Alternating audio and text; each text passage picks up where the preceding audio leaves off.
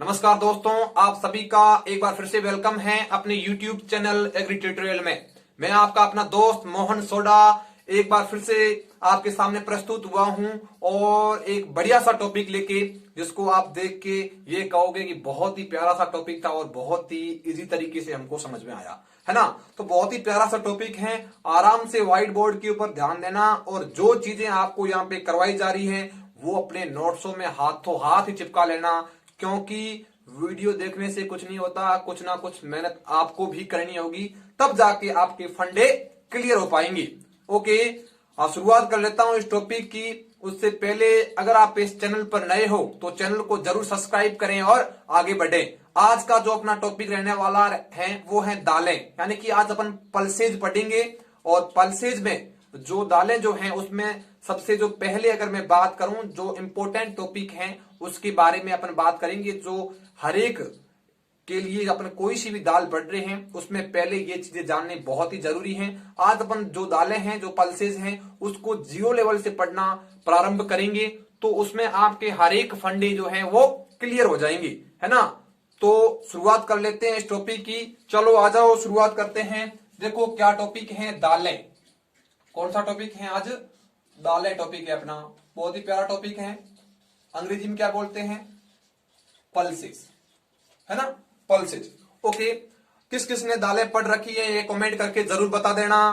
और यहां से पढ़ने के बाद कितना आपको समझ में आया ये भी कमेंट करके मुझे जरूर बताना। चलो शुरुआत कर लेते हैं। सबसे पहले अगर मैं बात करूं, जो दालें हैं, है ना, ये कौन सी फैमिली से आती है? सबसे पहले फैमिली, या अपन इसे कहते हैं कुल या परिवार। ये जो दालें हैं ये सबकी जो सब दालें हैं ये कौन सी हैं? लेग्यूमिनेसी कुल, लेग्यूमिनेसी कुल से आते है ना। अगर आपसे पूछे चना है, मूंग है, मोठ है, अरहर है, मसूर है, इन सब का जो कुल है वो कौन सा है? लेग्यूमिनेसी कुल है। पहला पॉइंट सब में कॉमन है, आपको पढ़ना है ना। समझ में आ गया। उसके बाद अगर मैं बात करूं इसके वर्ड फॉर्मेशन की, जो पल्सेज हैं, है ना, जो पल्सेज हैं या फिर लेग्यूम लेग्यूम, ये कौन सी भाषा के शब्द हैं, है ना, कौन सी भाषा के शब्द हैं? तो आपका आंसर क्या चला जाएगा? लैटिन भाषा। दूसरा पॉइंट क्लियर हो गया होगा। कौन सी फैमिली है? लेग्यूमिनेसी। पल्सेज और लेग्यूम जो शब्द हैं वो कौन सी भाषा के हैं? लैटिन भाषा के हैं। ओके, उसके बाद अगर मैं बात करूं इसकी उत्पत्ति, यानी कि जो दालों की उत्पत्ति है वो कहां से हुई है? अरे एक एक पॉइंट इजी है ना, एक एक पॉइंट। उत्पत्ति, अगर उत्पत्ति की मैं बात करूं, समथिंग सभी दालों की जो उत्पत्ति है वो भारत देश ही है। अपना देश जो इंडिया है उसके अंतर्गत सभी दालें अपनी जन्मी हैं। तो उसके कुछ अपवाद है वो अपन बाद में पढ़ेंगे। उत्पत्ति सभी दालों की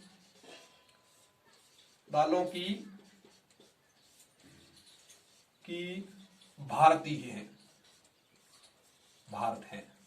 यानी कि जो जितनी भी दालें हैं उन सब की उत्पत्ति जो है वो भारतीय है। लेकिन एक दाल है जो कौन सी है? चौला। कौन सी दाल है? चौला जो है ये कहां से जन्मा? अफ्रीका से जन्मा। कहां से? अफ्रीका से। याद रखना, जो चौला है ये अफ्रीका से है ना, अफ्रीका। ओके, एक और दाल है वो कौन सी है? काबुली चना। अरे चना तो है लेकिन ये काबुली चना है। काबुली जो चना है, नाम से पता चल रहा है अफगानिस्तान, है ना, काबुल है जगह, काबुल से आया काबुली चना। काबुल कहां से आया? अफगानिस्तान से। अगर आपसे पूछे कि चौले का उत्पत्ति स्थल बताओ तो आपका आंसर क्या चला जाएगा? अफ्रीका। मूंग है, मोठ है, मसूर है, अरहर है, इन सबका तो क्या है? अपना भारतीय। लेकिन अगर आपसे पूछे चौला तो अफ्रीका। अगर काबुली चना, नाम से पता चल रहा है काबुल, और काबुल कहां पे है? अफगानिस्तान में। Is it clear? ये बात समझ में आ गई। उसके बाद अगर मैं बात करूं इसमें जो दालें हैं इसमें मुख्यतः कौन कौन से एमिनो एसिड पाए जाते हैं, यानी कि जो आप लोग जानते हो, मैंने जब आप इससे आगे आपको पढ़ाऊंगा जो खाद्यान्न वाली फसलें हैं, तो उसके लिए एक फंडा है, थोड़ा याद कर लेना। जो मानव है इसको अपना जीवन चक्र पूरा करने के लिए 30 एमिनो एसिड की आवश्यकता होती है। कितने की होती है? 30 की आवश्यकता होती है, लेकिन उसमें से जो मुख्य है वो 3 है। कितने हैं? 30 में से 3 अपने मुख्य है ना? 3 अपने मुख्य है। वो 3 कौन कौन से हैं? एक तो है मिथ्योनिन। कौन सा है? मिथ्योनिन। नाम सुने हैं क्या इनके? मिथ्योनिन, उसके बाद लाइसिन और ट्रिप्टोफैन। ये जो 3 हैं ये आपके इंपॉर्टेंट है ना? 3 जो हैं ये बहुत ही इंपॉर्टेंट हैं। ये अगर अपने जो अपने कह सकते हैं जो खाद्यान्न अपन खाते हैं, चाहे वो खाद्यान्न वाली फसलें हैं, चाहे दालें हैं, चाहे सब्जियां हैं और तिलहनी फसलें हैं, उनमें से ये 3 कंपल्सरी होने चाहिए। बाकी वाले हो या ना हो, पर जो 3 हैं ये आपको दिखाई दे रहे हैं, मिथ्योनिन, लाइसिन और ट्रिप्टोफैन, ये होना बहुत ही जरूरी है ना?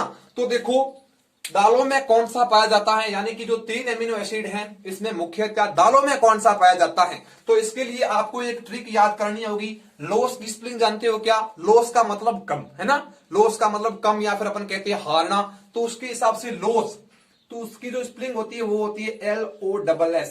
लेकिन आपको LOSS याद नहीं करना है, आपको तो याद करना है LOC, है ना? LOC, वही वाला LOC आप याद कर लो, बॉर्डर वाला। तो L का मतलब क्या हो गया? लाइसिन, है ना? लाइसिन। और मैंने क्या बताया? लॉस का अपन को मीनिंग निकालना है कम, है ना? कम अपन को निकालना है। देखो जो लाइसिन है वो किसमें कम पाया जाता है? एक तो ऑयल सीड में, यानी कि तेल वाली फसलें, जो तिलहनी फसलें हैं उसमें लाइसिन कम पाया जाता है। और किसमें पाया जाता है? जो सीरियल्स है, यानी कि जो खाद्यान्न वाली फसलें हैं, उसमें भी आपके लाइसिन की मात्रा कम पाई जाती है। तो देखो जो लाइसिन की मात्रा कम पाई गई, तो ये मैंने क्या कर लिया? लाइसिन को कम कर लिया। किसमें कम किया? एक तो आपके किया जो तिलहनी फसलें हैं, और कौन सी हैं? खाद्यान्न वाली फसलों में मैंने क्या किया? लाइसिन को कम कर दिया। जैसे लाइसिन को कम किया, मैंने लाइसिन को कम कर लिया, तो दोनों को बढ़ा लो, मिथ्योनिन को भी बढ़ा लो और ट्रिप्टोफैन को भी बढ़ा लो। यानी कि जो तिलहनी और खाद्यान्न वाली जो फसलें हैं उसमें लाइसिन की कमी पाई जाती है। और अगर आपसे पूछें किसकी अधिकता पाई जाती है, तो मिथ्योनिन और ट्रिप्टोफैन की। ये तो बातें होगी तिलहनी और खाद्यान्न वाले की, लेकिन मैं बात कर रहा हूं दालों की। जाने की दलहनी फसलों की बात करें तो इसका जस्ट उल्टा कर लो। क्या करोगे? जो दलहनी फसलें हैं, दलहनी है और जो सब्जियां हैं, वेजिटेबल है ना? दलहनी और जो सब्जियां हैं उसमें सर्वाधिक क्या पाया जाता है? आपकी जो लाइसिन है इसकी जो मात्रा बढ़ जाती है, यानी कि लाइसिन है वो बढ़ जाएगा, और मिथ्योनिन है और ट्रिप्टोफैन है इसकी मात्रा कम हो जाएगी। तो आपका सीधा पॉइंट ये क्लियर हो गया कि एमिनो अम्ल जो है, जो जैसे कि एमिनो एसिड है, उसमें जो दलहनी जो फसलें हैं उसमें जो लाइसिन है वो तो अधिक मात्रा में पाया जाता है, और ट्रिप्टोफैन और मिथ्योनिन कम मात्रा में पाए जाते हैं। अरे समझ में आया नहीं आया? ट्रिक समझ में आ गई? LOC, लॉस का मीनिंग होता है कम, L का मीनिंग हो गया लाइसिन, O का मतलब हो गया ऑयल सीड, और C का मतलब हो गया सीरियल्स। यानी कि खाद्यान्न और तिलहनी फसलों में लाइसिन हमेशा कम पाया जाता है, ट्रिप्टोफैन और मिथ्योनिन की अधिकता पाई जाती है। और इसका जस्ट उल्टा कर लो, लाइसिन को बढ़ाओगे किसमें? दलहनी में और सब्जियों में, और इसमें घटाना किसको है? ट्रिप्टोफैन और मिथ्योनिन को। इसको मैं रब करूंगा, उसके बाद अपन देखेंगे इधर आगे। देखो क्या बोल रहा है? एमिनो एसिड की बात हो रही है। देखो एमिनो एसिड, जो एमिनो अम्ल है इसमें लाइसिन की मात्रा अधिक पाई जाती है। इंपॉर्टेंट पॉइंट है बेटा, क्लियर कर लेना। मैं पहले बता रहा हूं, यहां से पॉइंट पूछे जाएंगे और आपको समझ में नहीं आएंगे, इसके लिए मैं इसको 0 लेवल से ले रहा हूं, है ना? बिल्कुल 0 लेवल से पढ़ा रहा हूं। एक एक पॉइंट क्लियर होना चाहिए। अगर आप नए सिरे से भी पढ़ना स्टार्ट कर रहे हो तो भी कोई दिक्कत नहीं। तो लाइसिन की तो क्या है? अधिकता है। क्यों? क्योंकि ये दलहनी फसल है। और कमी किसकी है? मिथ्योनिन, है ना? मिथ्योनिन और आपके ट्रिप्टोफैन जो है इसकी क्या है? कमी पाई जाती है। यानी कि मैंने सिंबल कर दिया नीचे। अगर आपसे पूछे कि एमिनो एसिड, तो आपके लाइसिन जो है इसकी अधिकता पाई जाती है और ट्रिप्टोफैन और मिथ्योनिन की कमी पाई जाती है। कहानी समझ में आ गई? इसको मैं कर लेता हूं रफ, और इससे आगे जो भी नई नई चीजें हैं वो अपन देखेंगे। देखो इसको मैंने कर लिया रफ। चलो, बहुत ही आसानी से समझ में आ गया होगा, और अपने नोट्स में इस ट्रिक को चिपका भी लेना। ये लाइफ टाइम आपके काम आएगी, मैं गारंटी दिला दूं आपको, लाइफ टाइम काम में आएगी। ओके, अब देखो एमिनो एसिड्स की बात हो गई। किसकी बात हो गई? एमिनो एसिड की बात हो गई। अब अपन बातें करने जा रहे हैं इससे नेक्स्ट वाला जो पॉइंट है। अगर आपसे पूछे कि भारत की प्रमुख दालें, मतलब जो भारत जो है अपना इंडिया है, भारत की जो प्रमुख दालें हैं वो कौन सी हैं? एक तो है अपना चना, है ना, एक तो है चना और दूसरा है अरहर। यानी कि ये जो दो दालें हैं ये आपके भारत की प्रमुख दालें हैं। समझ में आ गई कहानी? अगर मैं राजस्थान की बेस की बात करूं, जो सुपरवाइजर की तैयारी कर रहे हैं उनके लिए, तो राजस्थान में जो दालों का जो सर्वाधिक उत्पादन होता है वो कहां पे होता है? पश्चिमी राजस्थान। और पश्चिमी राजस्थान में ऐसी कौन सी दाल है जिसका उत्पादन सबसे ज्यादा होता है? तो आपका आंसर चला जाएगा मोठ। क्या चला जाएगा? जो मोठ है उसका सर्वाधिक उत्पादन होता है। यानी कि इंडिया में चना और अरहर करके आना है, और अगर आपसे पूछे कि राजस्थान में कौन सी दाल का सर्वाधिक उत्पादन होता है, फर्स्ट ऑप्शन आ जाए मूंग, दूसरा मसूर, तीसरा चना और चौथा आपकी मोठ, तो आपका आंसर क्या चला जाएगा? मोठ। With clear?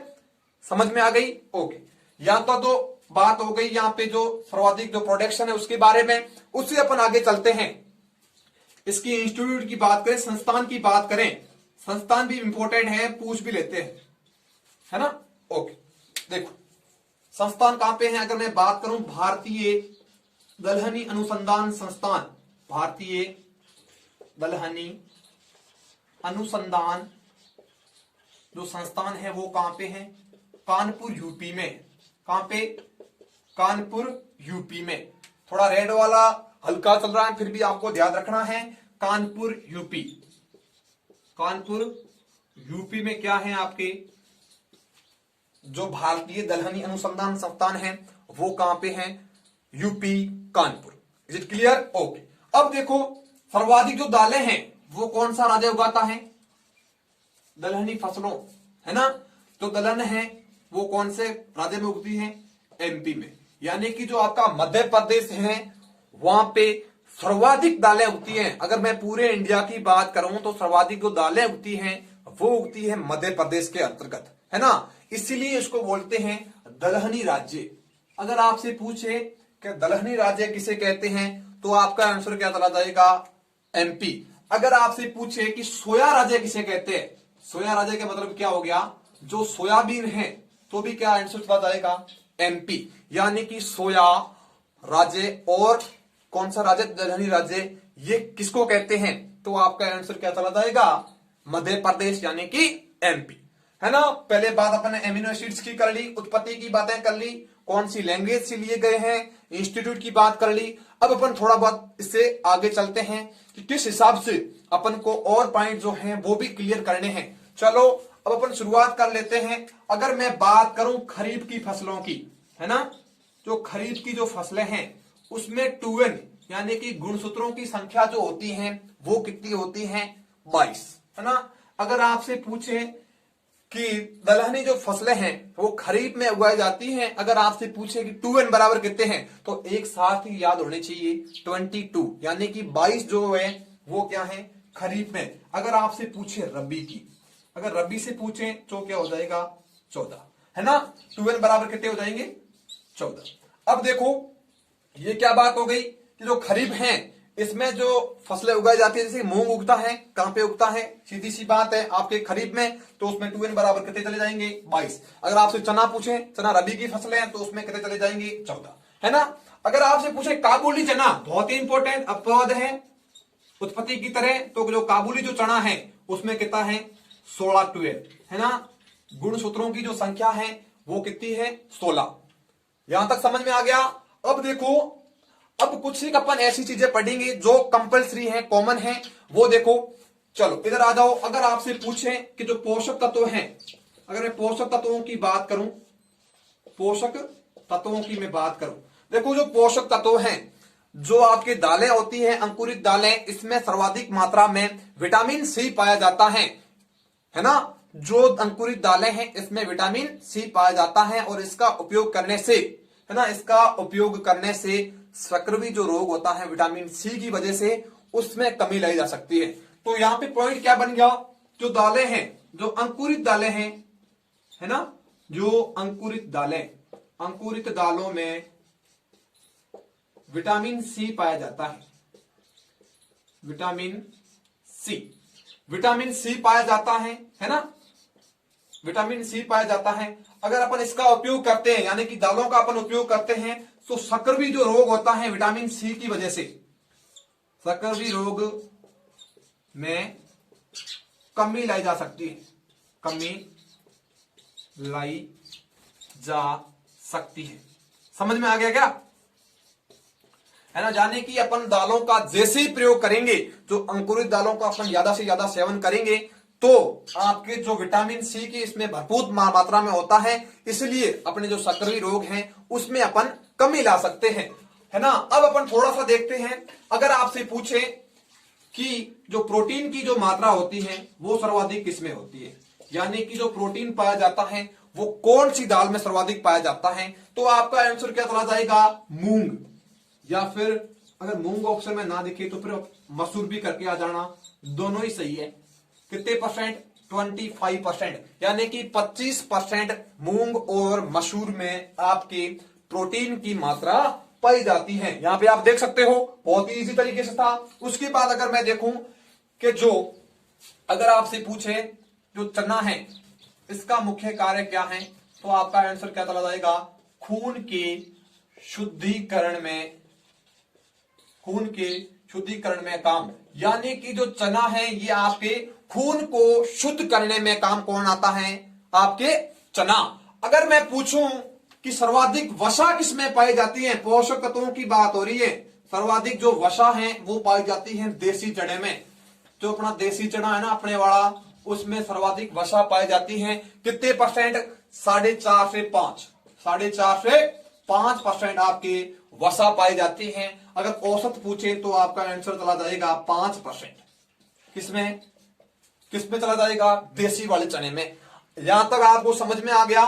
थोड़ा सा वापस दिखा दूं, कुल कौन सा है, लेग्यूमिनेसी, पल्सेज और लेग्यूम दोनों शब्द लैटिन के हैं। उत्पत्ति सभी दलों का भारतीय होगा, लेकिन जो चौला है इसका अफ्रीका और काबुली चना, Kabul Afghanistan. Amino acid, lysine की अधिकता, मिथ्योनिन और ट्रिप्टोफैन की कमी।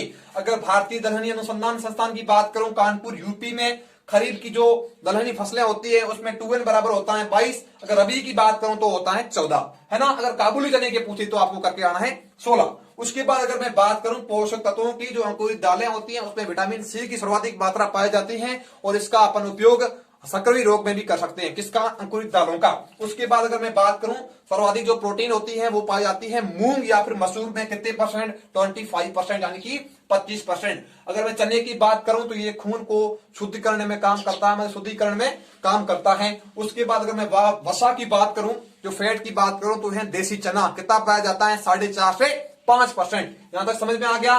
दलहनी राजा कौन है, एमपी, और सोया राजा जी कौन है, एमपी, है ना। सर्वाधिक जो दालें उगाई जाती हैं वो उगाई जाती हैं आपके मध्य प्रदेश के अंतर्गत, ठीक है। तो यहां तक आपको समझ में आ गया।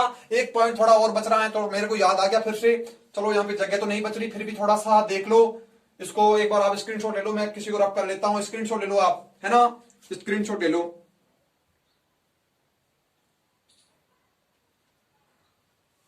चलो स्क्रीनशॉट ले लिया गया। अब देखो एक पॉइंट यहां पे और बच रहा है, यहां पे थोड़ा सा मैं किसी को रब कर लेता हूं। ये यहां पे मैंने रब कर लिया, चलो रब कर लिया। यहां पे एक और पॉइंट इससे मिलता जुलता हुआ है, जो मसूर है, जो मसूर, इसका अपन प्रयोग करते हैं अपने खून में कोलेस्ट्रॉल की मात्रा को कम करने में, शरीर में, सॉरी शरीर में। अगर आपसे कभी कभी ये भी पॉइंट पूछ लेते हैं, शरीर में कोलेस्ट्रॉल, ज्यादा कोलेस्ट्रॉल से क्या हो जाएगा, हार्ट अटैक आने से मर भी जाएंगे अपन। कोलेस्ट्रॉल की मात्रा में कमी, है ना। कोलेस्ट्रॉल की मात्रा में कमी लाने के लिए अपन किसका प्रयोग करते हैं? आपके मसूर का प्रयोग करते हैं। मतलब अधिक मात्रा में अगर आप मसूर का सेवन करते हो तो आपके जो शरीर में कोलेस्ट्रॉल की मात्रा में कमी आ सकती है। अब आपको बिल्कुल समझ में आ गया होगा। इसको मैं रफ करके थोड़ा सा आगे बढ़ता हूं। जो नॉर्मल वर्गीकरण है उसको अपन देखना प्रारंभ करेंगे, तो उसको मैं फटाक से रफ कर लेता हूं। ओके, चीजें इजी हैं, थोड़ा समझने का प्रयास करो और अपने साथ चलते रहो ताकि आपको आने वाले समय में कोई भी प्रॉब्लम ना हो, है ना? कोई भी प्रॉब्लम नहीं होनी चाहिए। चलो, अब मैं क्या करता हूं, जो अंकुरण के आधार पर, है ना, अंकुरण के आधार पर जो दालें हैं उनको कितने भागों में बांटा गया है उसका अपन थोड़ा देखते हैं, क्योंकि वहां से भी क्वेश्चन पुटअप होता है। देखो, अंकुरण के आधार पर दालों का वर्गीकरण। आ जाओ भाई जी, ये लो अंकुरण, अंकुरण के आधार पर वर्गीकरण। किसका वर्गीकरण? दालों का। देखो, अंकुरण के आधार पर अपन क्यों पढ़ रहे हैं?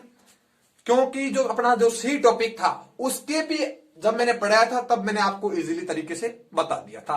अगर आपको कुछ याद है, अंकुरण कितने प्रकार के हैं? 2 प्रकार के। ये भी आपको याद नहीं रहते तो देखो कौन कौन से हैं। एक तो है आपके इपीजियल। कौन सा? इपीजियल। एक तो अंकुरण है इपीजियल और एक अंकुरण है आपके हाइपोजियल। कौन सा अंकुरण? हाइपोजियल। ये 2 प्रकार के अंकुरण पाए जाते हैं और एग्जाम में पूछे भी जाते हैं। अब देखो, जो इपीजियल का मीनिंग क्या हो गया और हाइपोजियल का मीनिंग क्या हो गया। अब जब मैंने सीट पढ़ाया था, अगर आपने सीट टॉपिक देख रखा है तो आप आराम से यहां पे बता सकते हो। अगर नहीं देखा है तो उसको भी देख लेना और यहां पे मैं फिर आपको बता दूं कि जो बीज पत्र होता है, यानी कि अपन ने जो जैसे ही जो बीज है उसको अंकुरित करने के लिए मृदा में डाला तो उसका जो बीज पत्र है अगर वो अंकुरित होकर मृदा से बाहर आ जाता है, भूमि से बाहर आ जाता है, तो उसे अपन कहते हैं इपीजियल अंकुरण। अगर वो मृदा से बाहर नहीं आ पाता तो उसे अपन कहते हैं हाइपोजियल अंकुरण। तो सबसे पहले इसकी डेफिनेशन क्या हो जाएगी? किसकी? अगर मैं बात करूं इपीजियल की, तो बीज अंकुरण के दौरान, बीज अंकुरण के दौरान क्या होता होगा? बीज पत्र का, यानी कि जो बीज पत्र है उसका भूमि से बाहर आ जाना। बीज पत्र का भूमि से बाहर आना, वो कौन सा है? इपीजियल, है ना? इपीजियल। अब देखो, और यहां पे इसका क्या है? बीज पत्र बाहर नहीं आएगा। बीज पत्र क्या होगा? बाहर नहीं नहीं आना। मतलब पूरी डेफिनेशन लिखाने की तुम्हें जरूरत नहीं है, यहां भी समझ में आ गया होगा कि जो बीज अंकुरण के दौरान बीज पत्र का भूमि से बाहर नहीं आ पाना, वो क्या क्या हो जाएगा? हाइपोजियल। अब इसको अपन ट्रिक्स के हिसाब से कैसे याद रखेंगे? देखो, यहां पे आओ, इपीजियल में कितने अक्षर हैं? ओनली 2 अक्षर। और हाइपोजियल में कितने अक्षर हैं? यानी कि 3 अक्षर। मतलब हाइपो और इपी 2 ही आपको याद करने हैं। इपी में 2 अक्षर हैं और हाइपो में 3 अक्षर हैं। तो दोनों में से भारी अक्षर कौन सा है? हाइपो है। हाइपो भारी है और इपी हल्का है। यानी कि बीज पत्र का जो बीज पत्र है जो हल्का होगा वो तो आराम से बाहर आ जाएगा, और जो हाइपो है यानी कि इसमें 3 अक्षर हैं, भारी अक्षर हैं, ये बाहर नहीं आ पाएगा। तो बीज पत्र किसमें बाहर नहीं निकल रहा है? हाइपोजियल में बाहर नहीं निकल रहा है। इस हिसाब से आपको याद कर लेना, गारंटी है लाइफ टाइम नहीं भूलोगे। बीज पत्र का भूमि से बाहर नहीं आ पाना, रटने की जरूरत नहीं है। इपीजियल में 2 अक्षर है, यानी कि इपी में 2 अक्षर है। जीएल तो भी छोड़ो, ये थोड़ा अक्षर छोटा है इसलिए हल्का अक्षर है, ये बाहर आने में आराम से आ जाएगा। और ये जो हाइपोजियल है इसको बाहर आने में परेशानी होगी, ये बाहर नहीं आ पाएगा। उसी हिसाब से आप याद कर सकते हो। ये तो डेफिनेशन एग्जाम में पूछी जाएगी नहीं।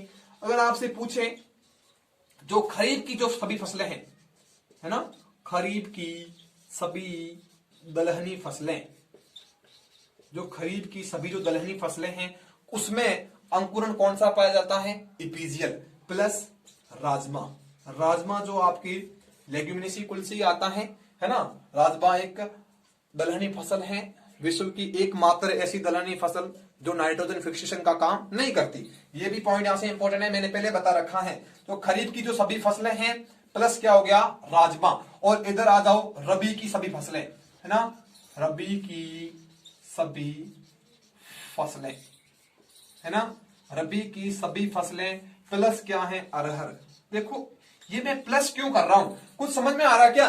तो राजमा जो है ये आपके रबी की सीजन में लिया जाता है, लेकिन इसमें अंकुरण कौन सा पाया जाता है?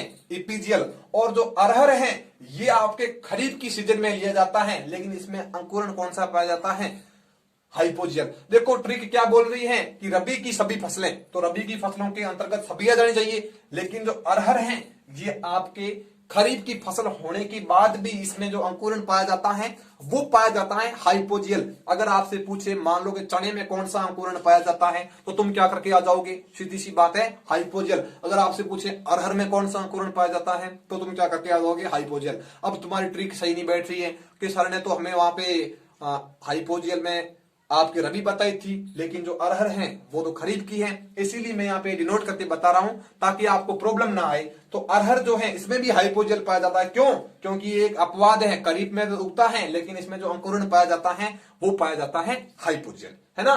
तो यहां तक कहानी समझ में आ गई। इसका आप स्क्रीनशॉट लो, कभी भूलना मत इस चीज को, स्क्रीनशॉट ले लो, उसके बाद इसको नोटबुक में उतार लेना। स्क्रीनशॉट लो फटाक से, जल्दी ले लो स्क्रीनशॉट। ले लिया क्या स्क्रीनशॉट? चलो फटाक से इसको मैं रफ कर लेता हूं। अब लास्ट थोड़ा ही पोर्शन बचा है, फटाक से अपन इसको कर लेते हैं धड़ाधड़। समझ में नहीं आ रहा तो कमेंट करके जरूर बता देना, वापस बता दूंगा, कोई प्रॉब्लम नहीं। अपने यहाँ पे हर समय आपके लिए सेवा में हाजिर है, कोई दिक्कत नहीं। अब देखो जो फसलें हैं, फसलों को, ये मार्कर भी नहीं चल रहा, देखो यहाँ पे इसको रेड ले लेते हैं, कोशिश करते हैं चलाने की। आज तो फसलों को वर्दी एवं पुष्पन के आधार पर, यानी कि ग्रोथ एंड फ्लोरिंग के आधार पर दो भागों में बांटा गया है। कितने भागों मेरे? दो भागों में बांटा गया है आधार पर वर्गीकरण। अब अपन क्या कर रहे हैं, कुछ एक वर्गीकरण पढ़ रहे हैं। देखो एक तो वर्गीकरण है आपके निर्धारित जो फिक्स रहता है ना, और एक है अनिर्धारित। देखो क्या होता है, कुछ ही बच्चे बैठे हैं, सीधी सी लाइन पड़ रही कि तो दलहनी जो फसलें हैं इनका कटाई सूचकांक कम होता है, इसका कारण क्या है? उसी कारण को मैं समझाने के लिए आपको थोड़ा सा 5 मिनट आपके ले रहा हूं। देखो क्या होता है, जो निर्धारित जो होता है इसमें क्या होता है, जो पौधा है वो पहले वानस्पतिक वृद्धि करता है, मतलब अपने जो वानस्पतिक वृद्धि के अंतर्गत, मतलब वो अपन को साथ में जो बीज होगी, जननिक प्रक्रिया उसकी साथ में नहीं चलेगी।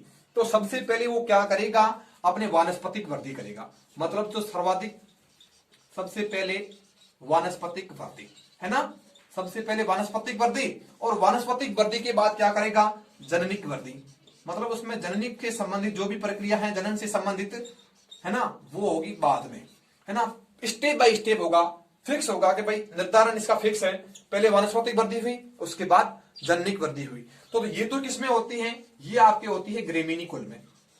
ग्रेमीनी कुल का मतलब क्या हो गया, ग्रेमीनी कुल की जितनी भी फसलें हैं, जैसे कि मैं बात करूं ज्वार है, आपके चावल है, गेहूं है, बाजरा है, जो है वो उसमें क्या होता है, निर्धारित होता है, फिक्स होगा कि पहले वृद्धि होगी उसके बाद जननिक होगी, मतलब जननिक प्रक्रिया उसके बाद होगी। लेकिन अगर मैं बात करूं जो आपके वानस्पतिक वृद्धि भी साथ करें और उसके साथ साथ जननिक वृद्धि भी करें, यानी कि उसमें दोनों प्रोसेस एक साथ होती है कॉमन तरीके से, वो किसमें होगी, लेग्यूमिनेसी कुल में। अब आई ना बात पॉइंट पे, जो लेग्यूमिनेसी कुल है उसमें क्या होगा, दोनों साथ साथ में होगी। इसीलिए दलहनी जो फसलें हैं उनका कटाई सूचकांक, हार्वेस्ट जो इंडेक्स होता है वो कम होता है। क्यों? क्योंकि इसमें वानस्पतिक वृद्धि और जननिक जो वृद्धि होती है वो दोनों ही एक साथ में होती हैं। अगर आपने मूंग का पौधा देखा है तो उसमें फलियां वगैरह वो सब कुछ साथ में आता रहता है और साथ साथ में वो अपनी वानस्पतिक वृद्धि भी करता जाता है। लेकिन आप लोग देख लो जो गेहूं है, बाजरा है, अगर मैं ज्वार की बात करूं वो पहले उगेंगी, उस पहले वनस्पतिक वृद्धि करेंगे, उसके बाद उनमें जननिक प्रक्रिया होगी। तो देखो इसलिए इनका कटाई सूचकांक, देखो मार्कर भी नहीं चल रहे लास्ट टाइम में, चलो कटाई सूचकांक है ना, इनका कटाई सूचकांक थोड़ा सा हेल्प कर लेना मेरी, यहां पे मैं लिख रहा हूं कटाई सूचकांक कम होता है। किसका? इसका कटाई सूचकांक कम होता है, मतलब किसका, दलहनी फसलों का। और सबसे जो कम होता है वो होता है अरहर का, यानी कि जो आपका अरहर है, केदानस केजान है, उसका कटाई सूचकांक होता है 19%। फसलों में सर्वाधिक कम, सबसे कम क्या होता है, कटाई सूचकांक। कटाई सूचकांक सबसे कम किसमें होता है, तो आपका आंसर क्या चला जाएगा? अरहर में सभी फसलों में सबसे कम किसका होता है? दलहनी में। अगर दलहनी में पूछे तो आपका आंसर क्या चला जाएगा? अरहर, है ना? समझ में आ गया। अब देखो लास्ट एंड फाइनल एक पॉइंट और बच रहा है, उसके बाद मैं आपको कल जो है वो चना ले लूंगा, तो आपका समझ में आ जाएगा। जो यूएनओ है उनके द्वारा हर साल आपके कुछ ना कुछ अंतर्राष्ट्रीय तौर पर वर्षों को निर्धारित किया जाता है। तो देखो 2015 में तो आपके अंतर्राष्ट्रीय मृदा दिवस घोषित किया गया, और 2016 के अंतर्गत ये भी क्वेश्चन पूछ लेते हैं। तो देखो अंतर्राष्ट्रीय दलहनी वर्ष, अगर आपसे क्वेश्चन पूछे कि अंतर्राष्ट्रीय दलहनी जो वर्ष है वो कब घोषित किया गया, तो आपका आंसर क्या चला जाएगा? 2016। और अंतर्राष्ट्रीय मृदा दिवस कब घोषित किया गया? 2015। Is it clear? पूरी की पूरी कहानी समझ में आ गई। अगर छोटी बहुत चीज बच रही है वो मैं नेक्स्ट ले लूंगा क्लास, उसमें अपन देख लेंगे। यहां तक पूरा समझ में आ गया? कमेंट करके जरूर बताओ, और इसका भी स्क्रीनशॉट ले लो एक बार। चलो इसका स्क्रीनशॉट ले लो एक बार, ठीक है? चलो अब देखो लास्ट में एक और पॉइंट मेरे को याद आ गया, उड़द को याद रखना। जो उड़द है इसमें सर्वाधिक खनिज लवण और फास्फोरस पाए जाते हैं। खनिज लवण और फास्फोरस। अगर आपसे पूछे कि दलहनी फसलों में सर्वाधिक फास्फोरस और खनिज लवण की मात्रा किसमें पाई जाती है, तो उड़द के अंतर्गत पाई जाती है। पूरी की पूरी कहानी मैंने समझा दी। और अगर जाते जाते एक बात और बता दो, लिखाने की जरूरत नहीं है। अगर मैं बात करूं हरी खाद वाली क्रोटोलेरिया झुनसिया यानी कि सनई और सेसबेनिया रोस्ट्राटा जो ढेंचा होती है, ये लेग्यूमिनेसी कुल की हैं, और ये पूरे खेत में जल भरने के बाद भी जिंदा रहती हैं। ये इनका एक मेन फंक्शन होता है। देखो जो ये भी लेग्यूमिनेसी कुल से हैं और दलहनी फसलें भी लेग्यूमिनेसी कुल से हैं, तो पॉइंट थोड़ा याद आ गया, इसलिए मैंने आपको यहाँ पे बता दिया, है ना? चलो